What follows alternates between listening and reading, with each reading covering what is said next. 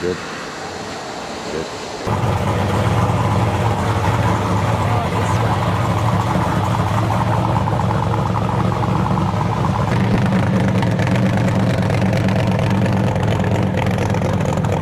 Everybody, before we have a look at the funny car, we're going to have a chat with Steve. How are you, sir? Good. Tell us your role here at Blown Mafia. I'm the body man and painter. You're the body man and painter. So with that being said, why don't we go have a look inside the body shop? Okay. And how long have you been doing what you do? All my life. All your life. Never done anything else. Okay, so all these beautiful, as you were mentioning, Porsche red finished cars that Bradley has been doing, you've done the paint on them. I haven't done the Camaro or the Mustang. I did the funny car for him and the golf cart. Okay, so this here is the body shop and the paint shop, and of course there's a couple of projects here as well. Yes. Tell me about what you've got here. Well, this is for a friend of mine. It's a 36 Ford pickup truck. He wants me to just put the front end on it. So it's not just blower cars that get done here. No, no. Everything, really. If it rolls, it's got tires and wheels, we'll work on it. Okay. Now what have you got here? It's a 69 Camaro with a small block 427. Stack fuel injection. All Detroit speed suspension.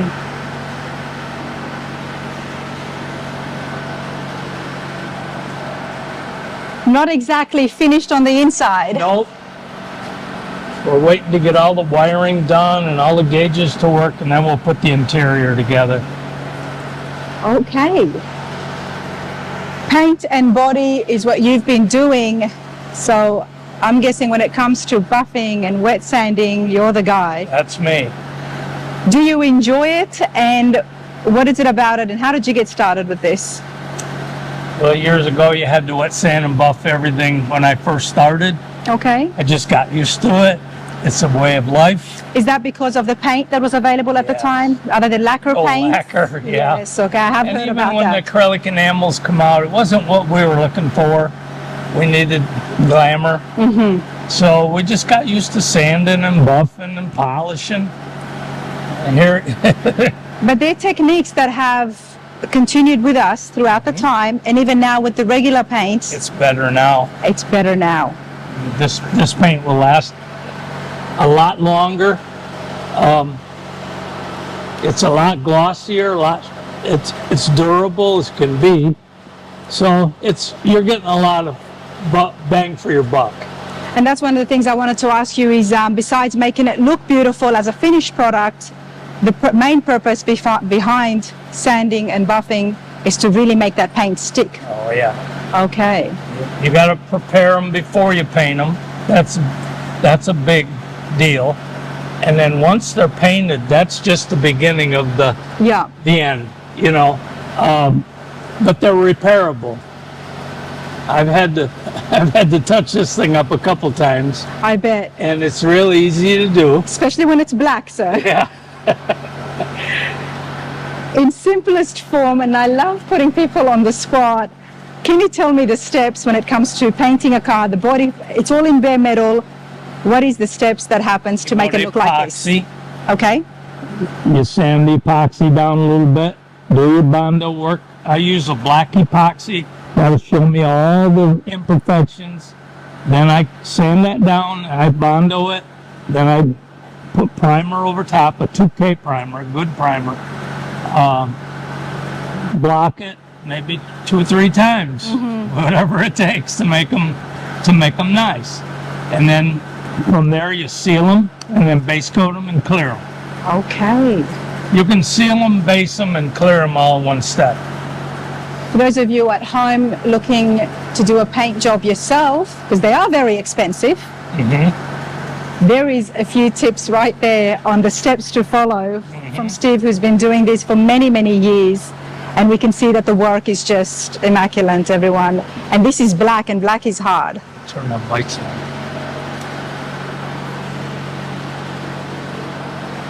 There we go. Thank you for that.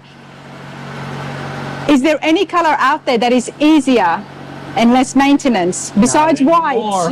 Not anymore. White is just as bad as black to me.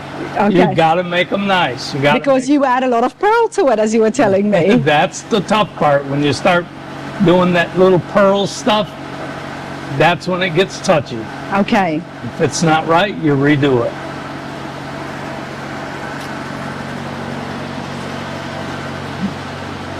And here at Blown Mafia, what paint products do you use? I use a lot of Brazilian.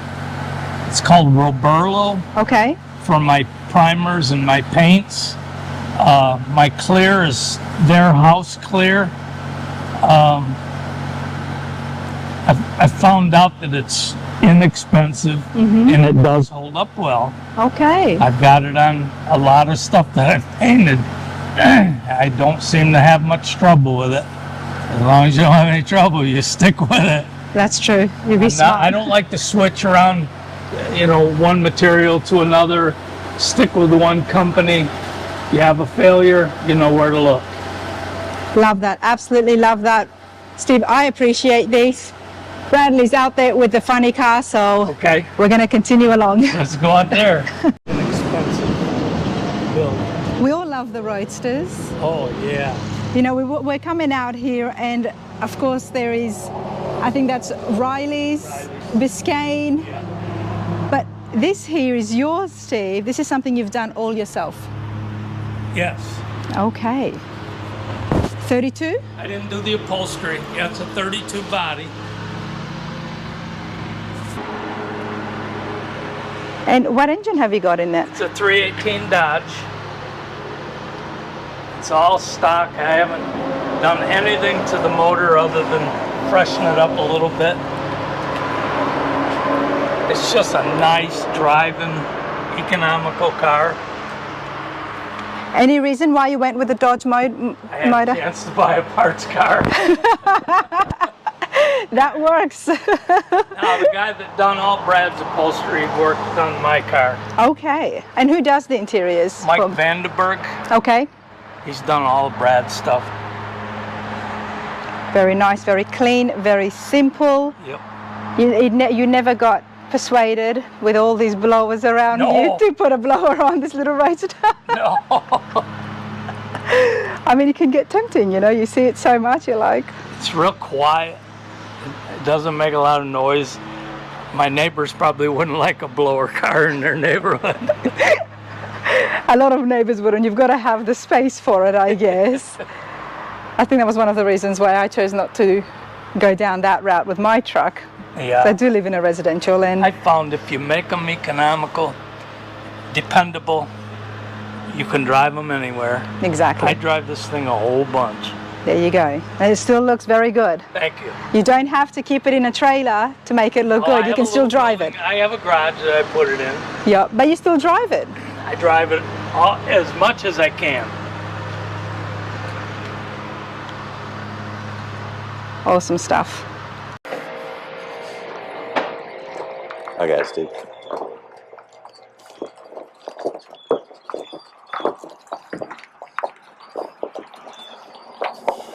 Either you're very strong or this is very light. It's very light. Yeah, I'm a weakling.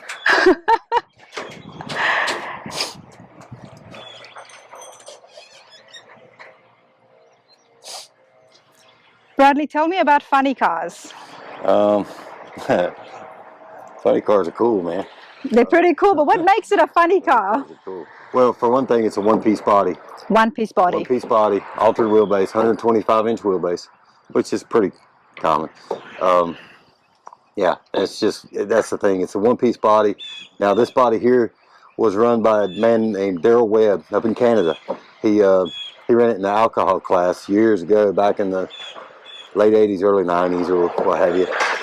This car is mimicked after a Nova, of course, but it's 6 inches narrower than a factory car. And then, you know, that's been lengthened and stuff like that in the front and what have you. But, yeah.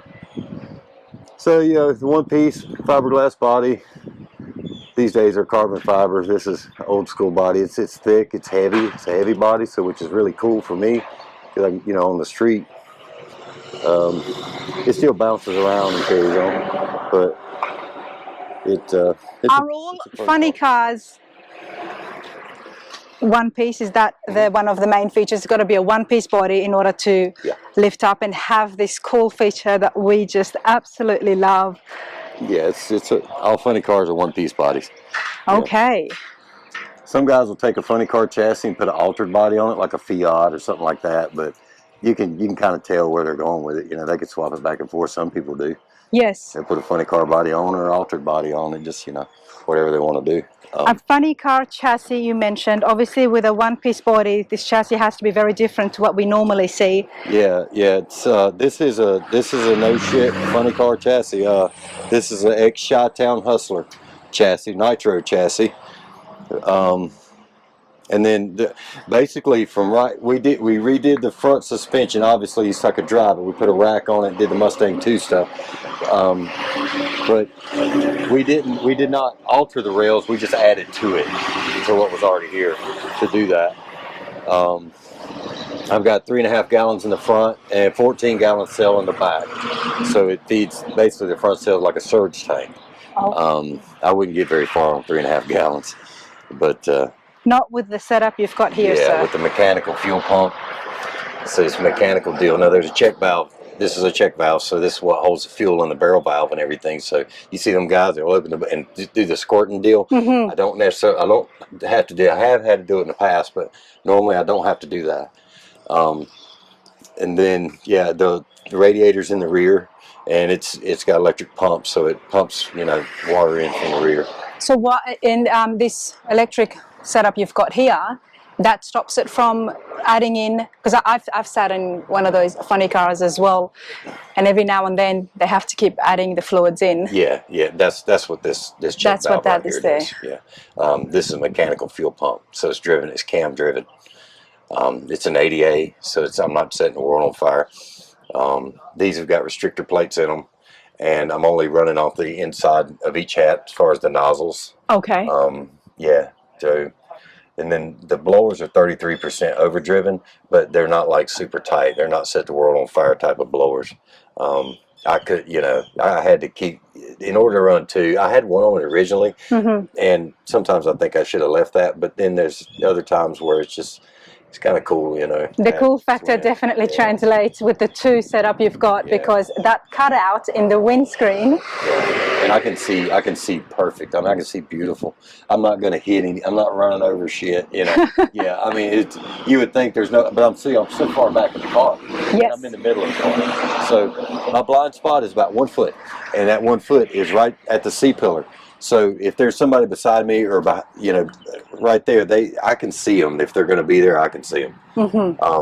There's a camera in the back, a rear camera, which is, you know, that contributes to where I don't have that big of a blind spot. You know, from what you've been telling me, every build that you've made, even though these are just amazing machines and they're loud and there's a lot of things in there that wouldn't make them street legal, safety is always a priority with yourself when it comes to the cameras and being able to see.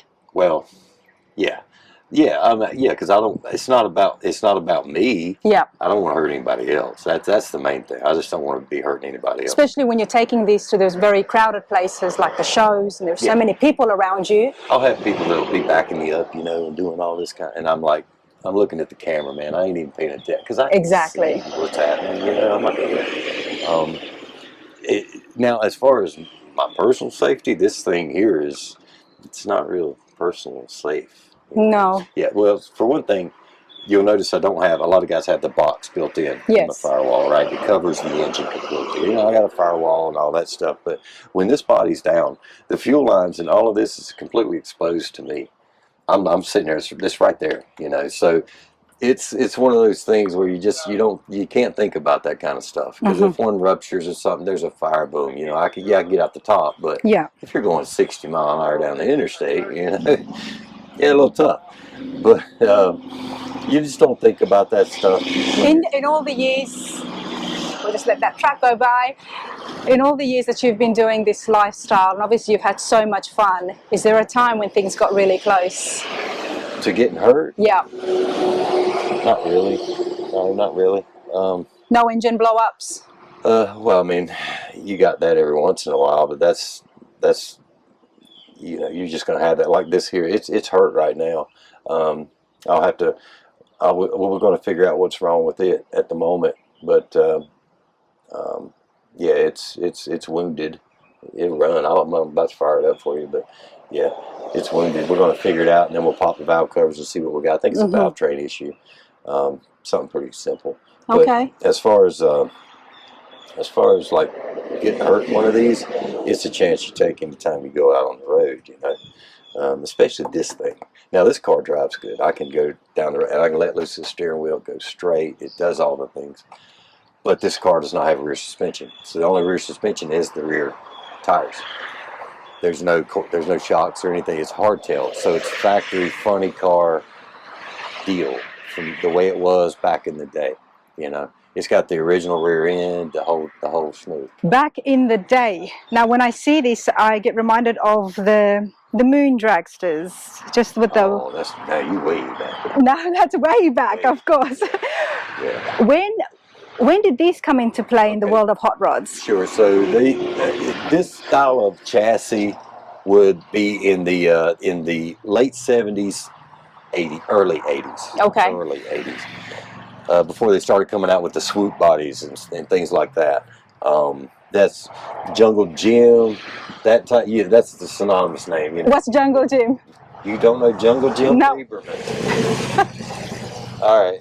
Tell me about Jungle Jim. So Jungle Jim Lieberman, he was very famous in the funny car era, ranks, so on and so forth.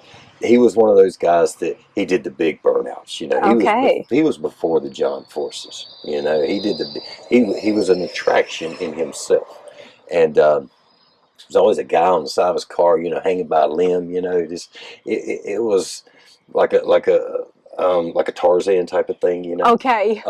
Yeah, Jungle Jim was he was famous for that. No, the Jungle Jim thing, if you just Google the image, right? You'll see that Tarzan type guy, you know, on the side of his car. Yes, okay. Jungle Jim Lieberman. And that's where the jungle part, right, would come in. But he would do big burnouts. He was an entertainer as much as he was wanting to win the race. He'd blow it up to win the race. Nice. He was that kind of competitor. But like all of them, you know. Was it during the same time as Evel Knievel? Are we looking at the same era or no? No, I'm thinking Evel Knievel was before. Okay.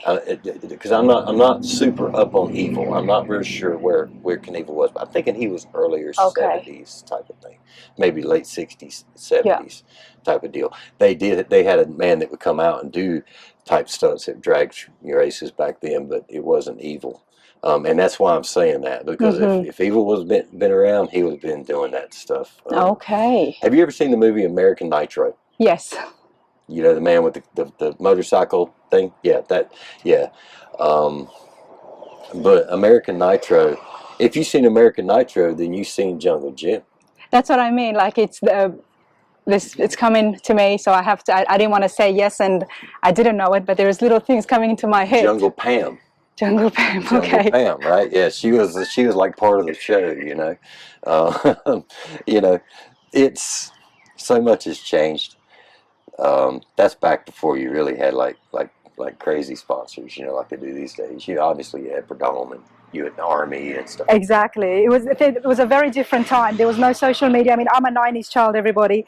So it's interesting to see these things that took place in the 70s and 80s and how entertainment has changed, especially when it comes to stunts and the dangers that was involved in as well, just to get people to notice them and make their name in the world.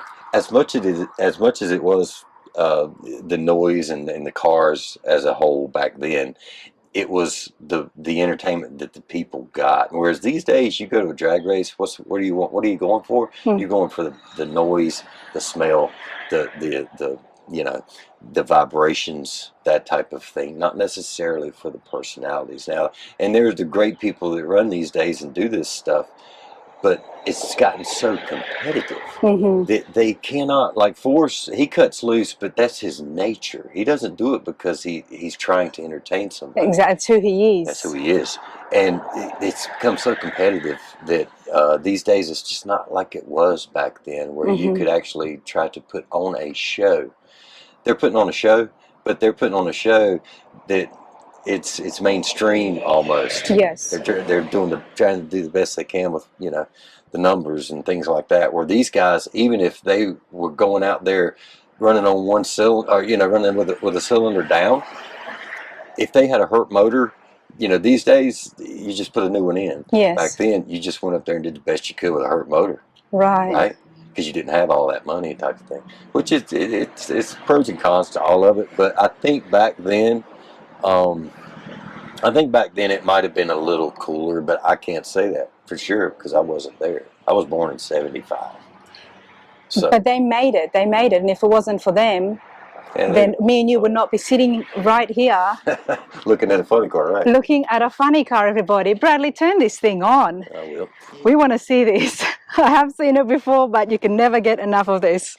So what you're going to see is, like I say, I believe it's hurt. So what you're going to see is Riley's going to go around. He's going to put his hand over each cylinder like this. And what it's going to do, it'll let him know which cylinder is maybe not firing right or firing weak. Okay. Or something to that nature. Now I'm going to have the body down when I fire it up. So. And Riley's not going to get hurt just putting your hand in. I mean, that thing's going to heat up like no tomorrow. No, he won't get hurt. This is a gas deal. Okay. So there's no like flames and stuff like. I don't have it so fat that it's bellowing fuel and all of that type of stuff. Okay. Yeah, because I mean the thing has to start and run. Because there's no nitromethane here. That's what. Okay. No, none at all. All right. No. This is mild. This thing is mild.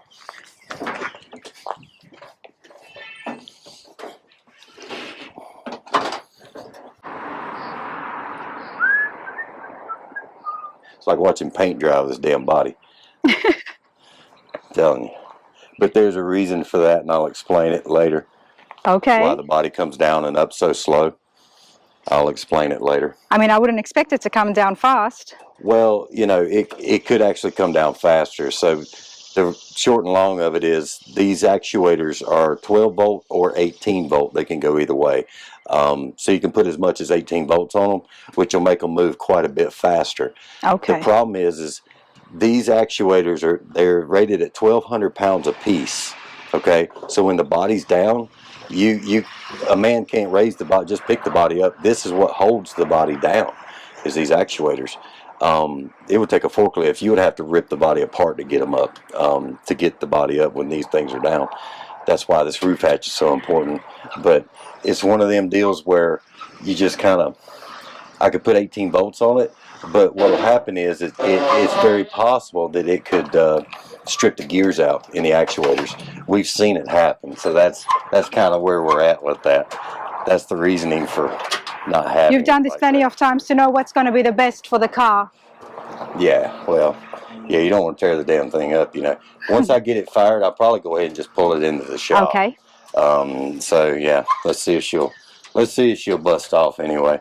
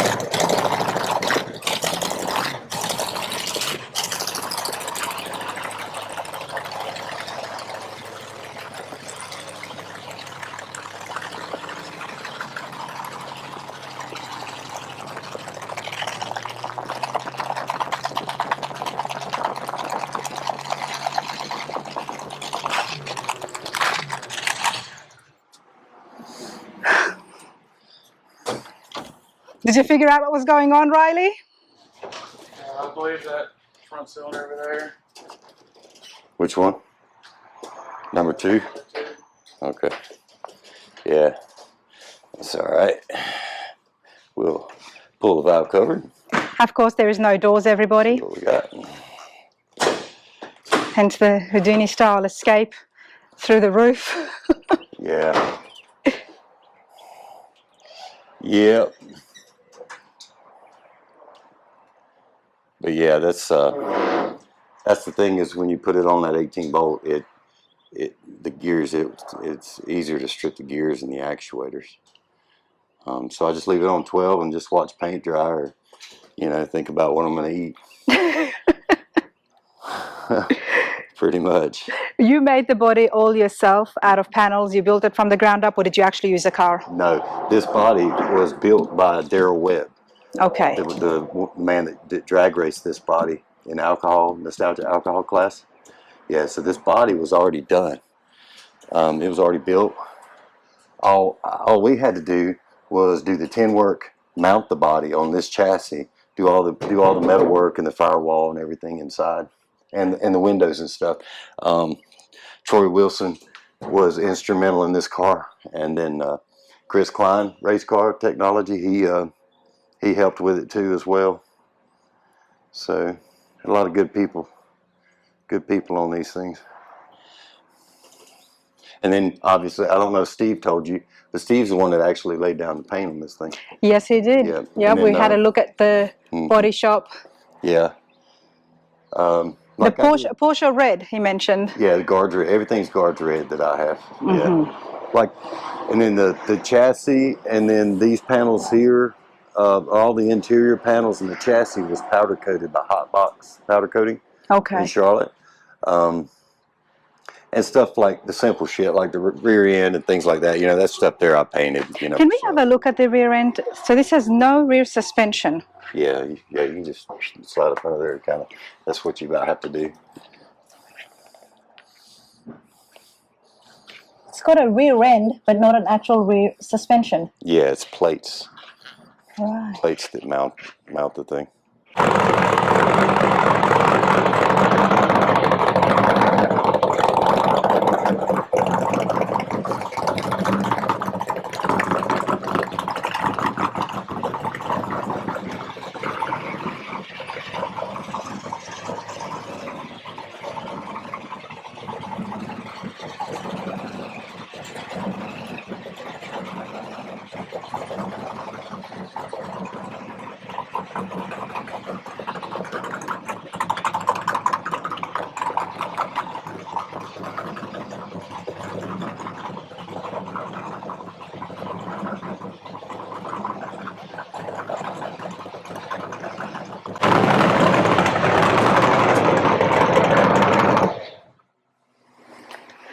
Man, that sounds good. Thanks. Appreciate it. Got the right amount of surge in it, But it don't surge when you got it in gear. When you put it under load, that's what you want, Yeah. That's what you want. And when did you make this? How long have you had this for? Because it's very branded, of course. Probably, 16 years? No, probably 15 years, I guess, maybe. Something like 15 years, 16 years. You keep your cars really well, considering that you drive them around. Yeah. It looks awesome. Just like the other Chevy back there. That cannot get a scratch on it. It's polished aluminium. Yeah. Yeah, well, it's hard anodized, so it's polished and it's hard anodized, clear hard anodized, so you can't polish it. Now, if you scratch it, it's scratched. You can't get that scratch out. But then we've got more of a matte finish on this one. Yeah, this is base clear. This is just base clear. Same thing as any paint job. It's base clear, so it's just as durable, but it's a flattening agent in the clear. Back then, when this truck was done, you can't just buy flat clear. You had to gram it. You had to put a certain amount in the clear, a flattening agent, to get the sheen that you're after. So you had to gram that out. But these days you can just buy flat clear. It's a thing now. So is it? Yeah, it's a thing. It's like rust in the car. Yeah. What I'm saying? You buy that stuff that actually makes the car rust. Yes, of course. Yep. Yeah, it's a thing. It's a fad or whatever. I don't see any patinas around here. No. No, that's not really my thing. Okay. Yeah, not really my thing. The rat rod stuff is cool though. I like it. They are cool, aren't they? Well, I'm actually off to the Redneck Rumble, everybody, in a few days. So there will be footage from that and some of the creativity that we can find from people doing recycling at its best. It'll be there. It'll be there. Yeah. Before I let you go, you got to tell me what fascinates me most about your blowers and the engines is the art that is happening here. This is going to work here. This will be all right. So this is a Big Block Chevrolet's 461. So it's 30 over 454. You know, it's got, you know, good big roller cam and all that kind of happy stuff. The correct specs for, you know, blower, what I like. It's an 871 Mooneyham blower. It's got an F2 Pro Charger. It's driven off the blower drive. This is a Pro Charger right here? Yeah, this is a Pro Charger. Yeah. This one, okay. Yeah, there's a transmission for the Pro Charger, so on and so forth. Driven off the blower. Now, that's something that I've done. There are very few things I've done that haven't already been done in one way or another. Okay. All right, at some time. Because these guys have been doing this stuff since the early 80s, you know, all through the 80s and whatnot. But this is something that has never been done like this, as far as driving the Pro Charger off the blower. And then, so basically, this is a carbon fiber hat. Like the one on the Mustang's carbon fiber, the one on the Camaro is aluminum, right? But I'm gonna explain to you how this works. They're all the same, all three of these, as far as the compound boosting and how I do it. All right. So basically, all the air that the Pro Charger gets, just like all the air the turbo gets, all the air the other two blowers get, comes through the hat. That's the only way they're getting air is through this injector. All right. So this is not a useless piece. Now, it is an overpriced air cleaner. Okay. Right. Yeah, but it's not useless. It functions. It's got a function, and that's its function. It's to supply the engine with air. After that is when this is the boosted part. Once it catches all the air that this injector will give it, this part is boosted. So these plenums right here, this is boosted. This would be what you would consider your plenum for, like your blow-through carburetor. It's the same thing. All right. And how I do that, this being carbon fiber, like the Camaro is welded shut. This is the bottom, the base plate here. No air can go from here to here because it's blocked off. Okay. Put your camera in there and you can see what I'm talking about. Look down at the very bottom of the neck. Can you see that down in there? Oh, yep. Okay, that is blocked off. That's how this works. That's how none of the people say, well, the air comes right back up through. It can't because it's blocked off here. Because if I didn't have this blocked off, when this thing would compress the air through here, people would be right. It would just come right out the neck. Yes. When it can't because I have it blocked off. You see, these are vent tubes. These little tubes here, those are vent tubes for the carburetors.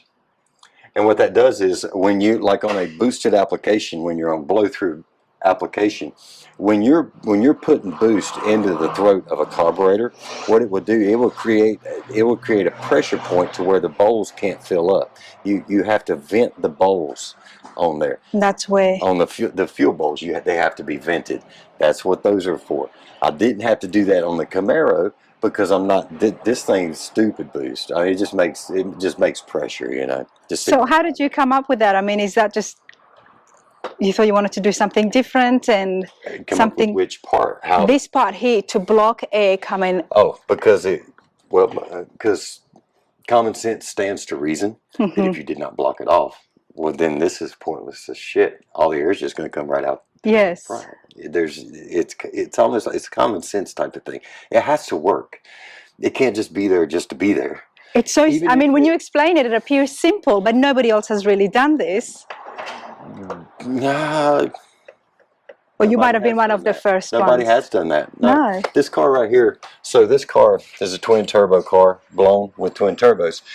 See how it's coming up into the injector hat? Well, it's blocked off on the back side of the butterflies. So the butterflies, they open, but there's no air can come through those butterflies. Okay. He designed it that way, and it works great. It works fine. But the butterfly has no purpose. It is there for looks. These butterflies are not there for looks. That's what I meant before, that I have seen some where it has been just for the aesthetic looks, but this is there. This is how the engine gets its air. It's the only way it's getting air. There's no other air filters. There's no other. It has to come through here, and it cannot come back up through the air that it gets has to go through the Pro Charger. Which is why this is situated right here. Yes, and it has to come through this tube right here, this, and into this plenum, and into the carburetors. There's no other place it can go.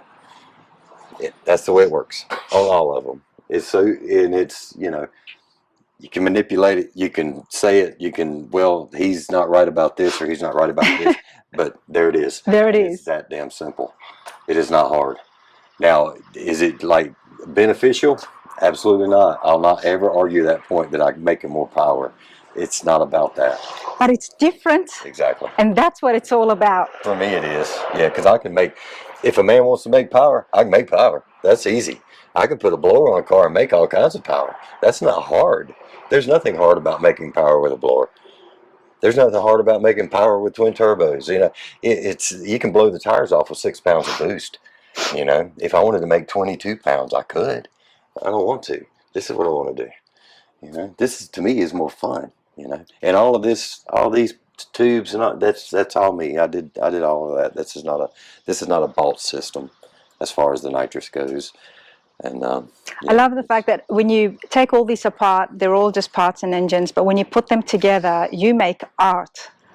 And there's a science to it as well, but just the way everything is situated, it's so pleasing to the eye. I appreciate it. It really is. And that's one of the things that I first noticed about yourself when I saw your stuff at the Street Machine Nationals. I said, wow, this is so artistic. Like, we all see blowers and they all get done up, but then the pipes, to the way the plumbing, everything is positioned, it's beautiful. I appreciate it. It's, you know, it's different. I like to do things different, but it don't mean it's right for anybody, just anybody. But for me, I like to do it. Putting a blower on a car is so, it's easy for me. I can do it in my head before I even get the car here. You know, it's, you know, that type of thing. You know, I know every bolt, every piece, whatever. But which, you know, a lot of guys do. I'm not the only one out there. A lot of guys can just throw a blower on a car. To me, it's easy. And to tune it. You won't see EFI on any of my cars. I haven't done it. You know? Okay. But it's coming. But it's coming. Yeah, well, that was my next question. You know, finishing up here, what's the future for Blown Mafia? Where do you see yourself in 5-10 years' time? Well, 5-10 years, I should have 2 more cars by then. Another 2 more cars. That's what we're excited about. Where can viewers at home find you at the next show? Well, so basically, I've got projects to do. I've got work, my truck work and things like that. My next show will be in Indy, the Indy Pro Street Invasion. Okay. That will be my next show. And I'm going to go in a big way. I'm taking 5 cars. 5 cars, yeah, okay. I'm giving away 2 awards at that show, along with like magazine quality photo shoots. It's, you know, that's going to be the next one for me. So, yeah, we'll see. Love it. Absolutely love it. It has been such a pleasure, Bradley. This has been so much fun. Thanks. It has been. It really has, you know. I mean, so much happened, you know. I got trapped in with a rig, but we were able to get the rig over and get everything unloaded. But this is what it's like, you know, from my footsteps to your screen, everybody. This is, I enjoy this. I enjoy learning about it and hearing everything that happens and all the mechanics behind those big noises and then seeing them up close. It's beautiful. It's a work of art and it's part of the car culture. Yeah, and like I say, this stuff comes out of my mouth is, you know, it can be protrude, whatever, how you want to put it. It is what it is, and that's just, there's no script with me. What you hear is what it is. So there it is. Bradley, the definition of absolutely cool guy right there. Thanks. Thank you. You're welcome.